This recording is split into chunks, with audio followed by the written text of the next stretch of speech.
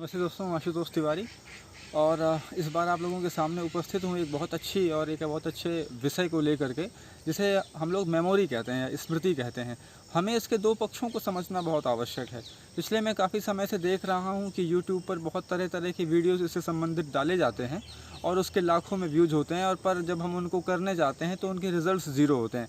आपके सामने मैं एक ऐसे वीडियो को लेकर के आया हूँ। अगर आप इसे ईमानदारी से फॉलो करेंगे तो 10 से 15 दिनों के अंदर अंदर आपको इससे लाभ दिखना शुरू हो जाएगा। एक तरीका तो यौगिक है और दूसरा तरीका जो है वो मनोवैज्ञानिक है। और मनोवैज्ञानिक तरीके को और यौगिक तरीके को समझने से पहले हमें एक सूक्ष्म बात को समझना होगा जो बहुत ज़्यादा आवश्यक है। सबसे पहले हमें ये समझना होगा कि मेमोरी हमारी काम कैसे करती है।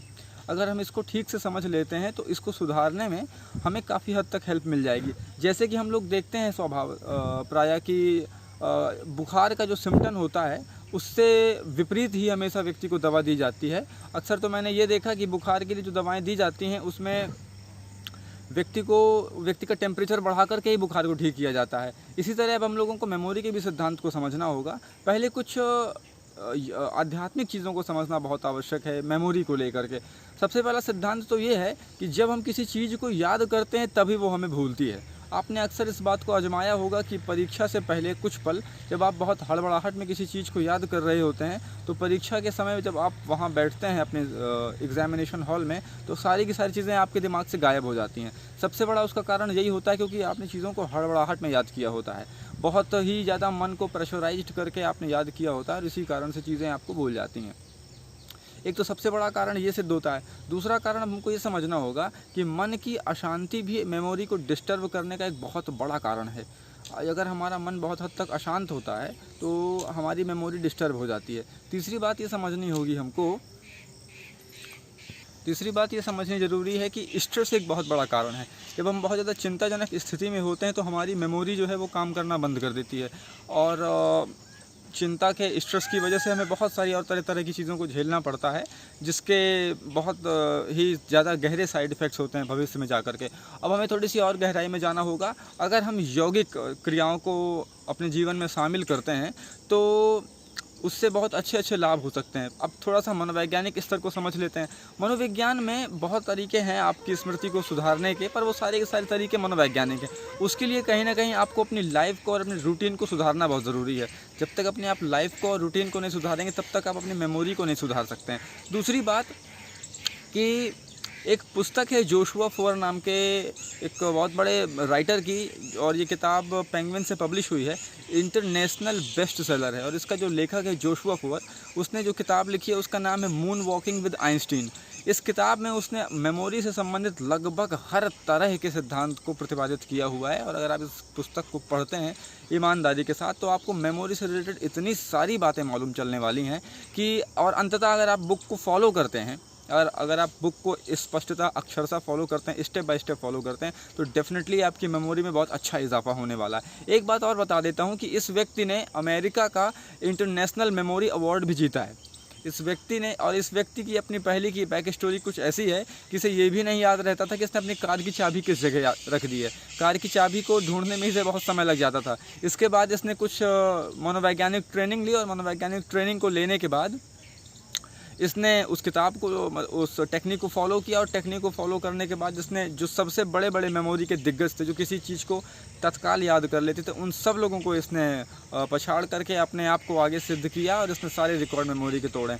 इसके बाद इसने ये किताब लिखी है moon walking with Einstein, Joshua four, penguin से छपी है। आप इसे खरीदेंगे तो आप अगर इसको पढ़ते हैं तो आपको बहुत सारे मनोवैज्ञानिक तरीके मिलने वाले हैं और आप इससे अपना बहुत कुछ सुधार सकते हैं। रही बात दूसरी, अब यौगिक तरीकों को समझते हैं। यौगिक तरीके को अगर समझें तो उसके लिए हमें कुछ बेसिक बातों को समझना बहुत आवश्यक है, और वो ये है कि हमारे मन का शांत रहना बहुत आवश्यक है।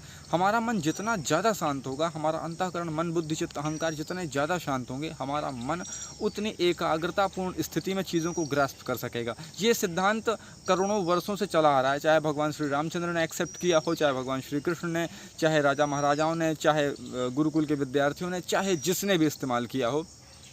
कोई फ़र्क नहीं पड़ता वो व्यक्ति विशेष कौन रहा हो, लेकिन अगर सिद्धांतों को फॉलो किया होगा तो उसको निसंदेह फ़ायदा मिला होगा। अब आप ये सोचेंगे कि अब यौगिक तरीक़ों से क्या हम अपने मेमोरी को फास्ट कर सकते हैं, मेमोरी को तेज़ कर सकते हैं। एक बात को पहले समझ लेते हैं कि यौगिक तरीका क्या है। सबसे पहले आपको अपने मन को शांत करना होगा। अगर आपका मन शांत है और आपका चित्त शांत है तो आप किसी भी चीज़ को एक बार में देखते ही याद कर लेंगे, बहुत आसानी के साथ याद कर लेंगे। क्योंकि सबसे बड़ी बात ये होगी कि आप किसी भी काम को हड़बड़ाहट में नहीं कर रहे होंगे।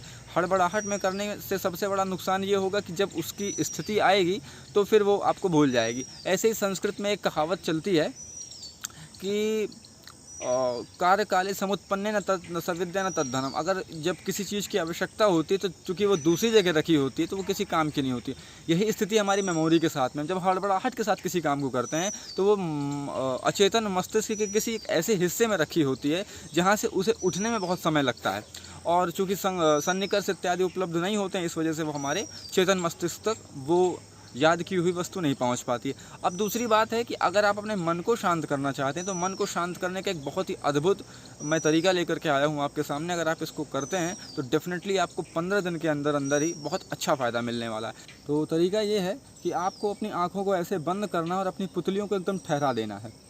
जब आप इस तकनीक को करेंगे तो आप देखेंगे कि आपके मन ने और आपके दिमाग ने विचारों को बनाना बंद कर दिया। जब आप आंख बंद करके इन पुतलियों को पूरी तरह से स्ट्रेट रखते हैं, इनमें किसी भी तरह की कोई मूवमेंट नहीं करते हैं, तो आपका दिमाग एकदम शांत होने लगता है। और शांत होते होते एक ऐसी कंडीशन पहुंचेगी कि आपका दिमाग बहुत अच्छी तरह से काम करने लगेगा।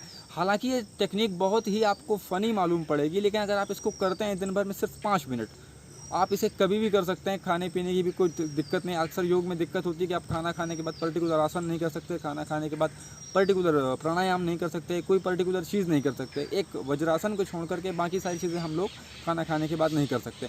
और ये एक ऐसी चीज़ है जिसे आप कभी भी किसी भी समय कर सकते हैं। अगर आप बहुत ज़्यादा स्ट्रेस में हैं, बहुत ज़्यादा चिंता में हैं, आप अपनी आँखों को बंद करके अपनी पुतलियों को ठहरा दीजिए, तो आप पाएंगे कि आपका दिमाग काम नहीं कर पा रहा है। आपने अक्सर गौर किया होगा कि जब हम बहुत चिंता में होते हैं तो हमारी सांसें बढ़ जाती हैं। हम जब बहुत चिंता में होते हैं तो हमारी मस्तिष्क की क्रियाएं बहुत शीघ्रता के साथ काम करने लगती हैं और इसी वजह से हमारी आँखों पर बहुत अधिक असर पड़ता है। अगर हम अपनी आँखों की पुतलियों को एकदम ठहरा दें तो हमारा मस्तिष्क काम करने के लिए अवकाश नहीं पा सकेगा, और अवकाश न पाने की वजह से उसमें जो तरह तरह के विचार उठ रहे हैं वो उठने बंद हो जाएंगे। एक प्रकार से आपका मस्तिष्क निष्क्रिय हो जाएगा थोड़ी देर के लिए, और ये जो निष्क्रियता है उसे शांति प्रदान करेगी, उसे पर्याप्त ऑक्सीजन प्रदान करेगी, जिससे आपकी याददाश्त करने की क्षमता तो बढ़ेगी ही बढ़ेगी, साथ ही साथ आपको बहुत अच्छा सुकून और आराम भी मिलेगा। यद्यपि ये टेक्निक आप 5 मिनट से शुरुआत कर सकते हैं। अगर आप 5 मिनट भी अपनी आंखों को एकदम बंद करके और अपनी पुतलियों को बिल्कुल भी मूव ना करें, अपनी पुतलियों को एकदम स्ट्रेट रखें, बिल्कुल भी ना मूव होने दें, तो आप पाएंगे कि आपका दिमाग बिल्कुल काम नहीं कर पा रहा है। आपका दिमाग एकदम शांत होता चला जाएगा, और शांत होते होते आप एक ऐसी स्थिति को पहुंच जाएंगे। हालांकि 15 दिन आपको करना पड़ेगा। 15 दिन तक करने के बाद आपको इसका कहीं ना कहीं आराम दिखने लगेगा और आप उसके रिजल्ट्स दिखने लगेंगे। ये टेक्निक करिए और ज़्यादा से ज़्यादा लोगों तक इस चीज़ को फैलाइए, क्योंकि इसका फैलना बहुत ज़रूरी है। और ये टेक्निक हर तरह से काम कर सकती है। अगर आप एग्जामिनेशन हॉल में बैठे हुए हैं और आपका दिमाग काम नहीं कर रहा है, बिल्कुल भी आप पजल्ड हो चुके हैं, कंफ्यूज हो चुके हैं, तो वहाँ भी आप इस टेक्निक को करें और आपको डेफिनेटली आराम मिलेगा। आपका माइंड एकदम रिलैक्स हो चुका होगा, और रिलैक्स हो जाने के बाद उसके जो रिजल्ट्स होंगे वो बहुत अच्छे होंगे। और इसे आप खाना खाने के बाद, दिन में, रात में, सुबह, शाम, कभी भी जब आपको बहुत ज़्यादा स्ट्रेस हो, आप ओवरलोडेड फील कर रहे हो, तब भी आप इसको कर सकते हैं। ये मैंने अपना पहला वीडियो यौगिक क्रिया को लेकर के डाला है। आप लोग इसे प्लीज़ लाइक ज़रूर करिएगा। मेरे अब तक करीब 200 लोग सब्सक्राइब कर चुके हैं मेरे चैनल को, उसके लिए मैं बहुत बहुत धन्यवाद देता हूं। और मैं चाहता हूं कि आप इसे सब्सक्राइब करिए, लाइक करिए और बहुत सारे लोगों तक पहुंचाइए। और आज से ही इस वीडियो को देखने के तत्काल बाद से ही इस यौगिक क्रिया को करना शुरू कर दीजिए, और इसके आपको बहुत सारे फ़ायदे मिलने वाले हैं। लोगों तक पहुँचाइए, लोगों तक इस चैनल की जानकारी दीजिए, लाइक कीजिए, सब्सक्राइब कीजिए। और इसके बाद मैं आपको फिर मिलूँगा किसी दूसरी यौगिक प्रक्रिया को लेकर के। श्री हरिशरणम।